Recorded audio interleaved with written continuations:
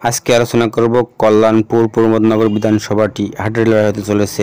কল্যাণপুর প্রমোদনগর বিধানসভার মোট ভোটার হলো ৪৪,৭৭৩ জন। এর মধ্যে হিন্দু ভোটার ৬১% এবং মুসলিম ভোটার ২১% বসবাস করে। চ্যানেলটি সাবস্ক্রাইব এবং লাইক করে রাখবেন। কল্যাণপুর প্রমোদনগর বিধানসভাটি ২০০৩ সাল থেকে ২০২৩ সাল পর্যন্ত কোন দল কতবার জয়লাভ করে? এখানে বিজেপি ২ বার, সিপিএম 2 বার এবং আইপিএফটি পার্টি 1 বার জয়লাভ করে এই আসনটি। চ্যানেলটি সাবস্ক্রাইব এবং লাইক করে রাখবেন। কল্যাণপুর প্রমোদনগর বিধানসভাটি ২০২৪ সালে পঞ্চায়েত নির্বাচনে এখানে বিজেপি ৫১% ভোট পায় এবং সিপিআইএম 11% এবং আইপিএফটি 1% ভোট পায়।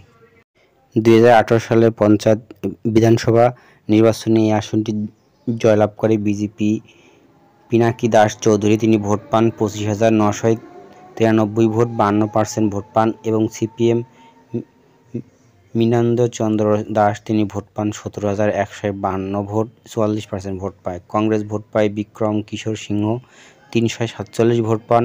২০১৮ সালে আসনটি বিজেপি জয়লাভ করে ৩,১৪১ ভোটে আসনটি জয়লাভ করে।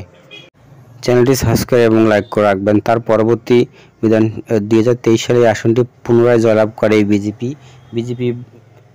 পিনাকি দাস চৌধুরী ভোট পান ৭০,৯০৩ ভোট, ৪৩% ভোট পান এবং ৮% ভোট মাইনাস হয় এবং টিএমপি পার্টি ভোট পান ১১,২৯০ ভোট, ২৭% ভোট পায়।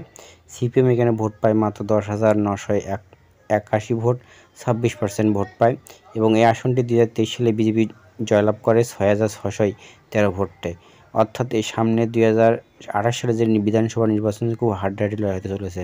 চ্যানেলটি ভালো লাগলে সাবস্ক্রাইব এবং লাইক করে রাখবেন। ধন্যবাদ।